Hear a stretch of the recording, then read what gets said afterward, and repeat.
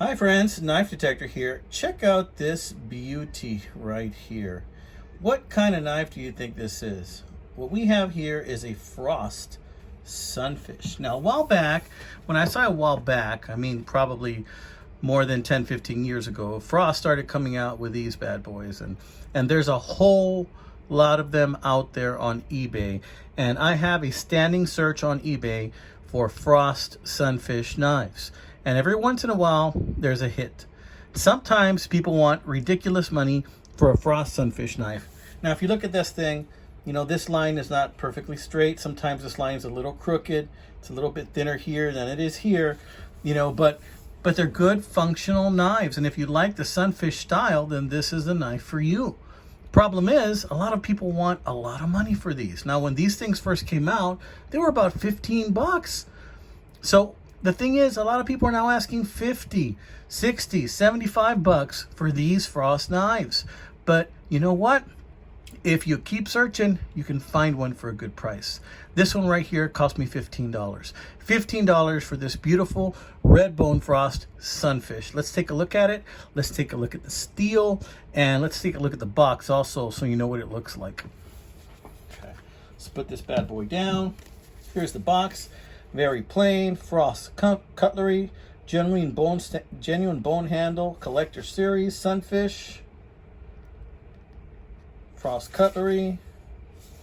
There's the number, Pakistan, 4-inch close, stainless steel blades, and nickel silver bolsters. It's barcode. All right, so that box is probably going to get either tossed or who knows, maybe I'll save it, I don't know, but check it out. Here's the other side. Now, this is bone. It's a natural material, so it's hard to get a good piece and then salvage it. I imagine when they were making these, they want to pump out as many of these as possible, so, you know, they would forgive little mistakes like this and just keep on trucking whenever something like that would happen. But you know what? That does not affect the knife in any way, function of the knife. To me, it just gives it character. But look at that deep red. Real nice on that. Actually, this is pinkish, and then here you have the deeper red.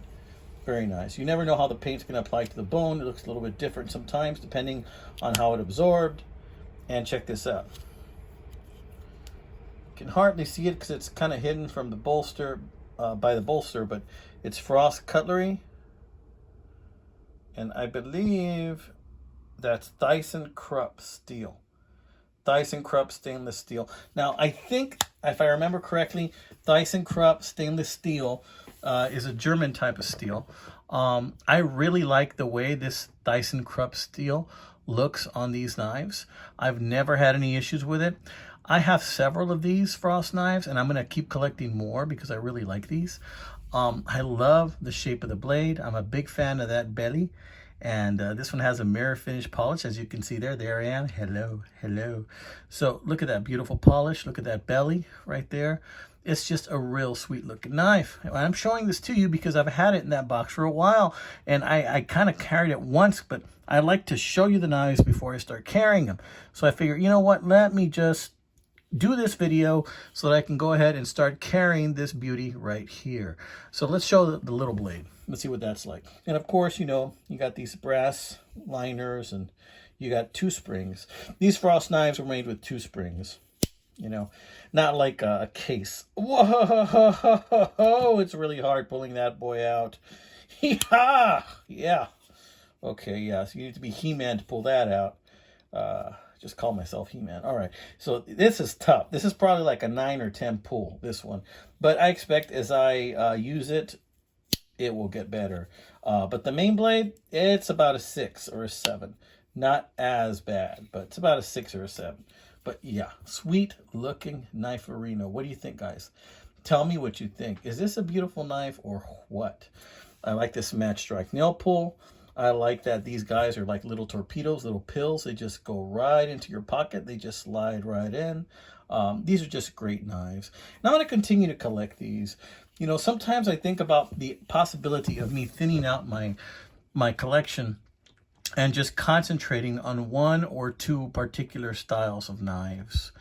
And by default, what's happening is that I'm starting to collect more of these types of Sunfish knives. I have like 2 types of knives that I have more than any other type. I have the Sunfish pattern. I have equal end knives. Well, I kind of lump all the Sunfish, equal end, elephant toe, sleeve board in the same category. You know, I have a lot of those. I love those. But I also have large folding hunters. I have large folding hunters. That's another pattern that I love and that I have a lot of. And then I have a lot of Victorinox knives. A lot of Swiss Army knives, either Victorinox or Wenger. I guess those are my big three. I also love everything else in between. I have a number of Stockmans also, and a small number of canoes. But the thing is, you know, it's hard. But sometimes I think, what if I were to just concentrate on the big three that I like and try and leave it there? I don't know. Only time will tell, guys. Because this habit that we have and this hobby that we have, it's just like an addiction. And so it's so hard to say no to these little beauties, especially when you get them at such a decent price, right? So this one cost me $15. I got another one very similar, but in blue bone. It says Merry Christmas in white letters. That one I got for $10 because it had an imperfection that I'm willing to live with. Plus, I kind of super glued the crack on the Christmas one I'm going to show you later on in another video. And I'm just going to use it like that, you know. But this one's pretty good as is. No big deals. Didn't have to do anything to it.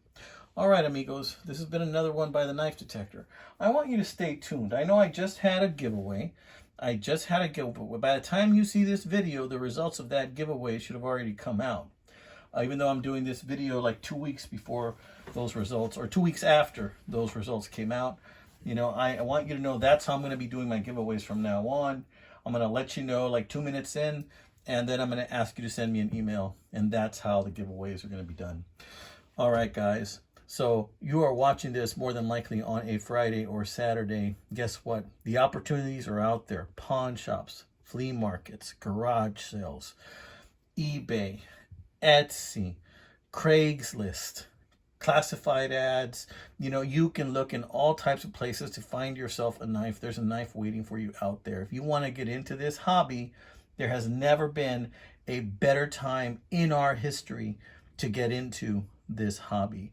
The excitement in knife collecting is real, with shows like Forged in Fire, people that we look out there, knife makers, knife creators, entertainers, you know, teachers, you know, it's all there for the grabbing and for the looking. So this is a great time to live in, guys. Check out all of my other playlists. You might see a knife that you never knew existed and that you're just intrigued by, and that might cause you to go out on the hunt and try and detect one of your own. All right, friends and neighbors, boys and girls, men and ladies, y'all take care. God bless you.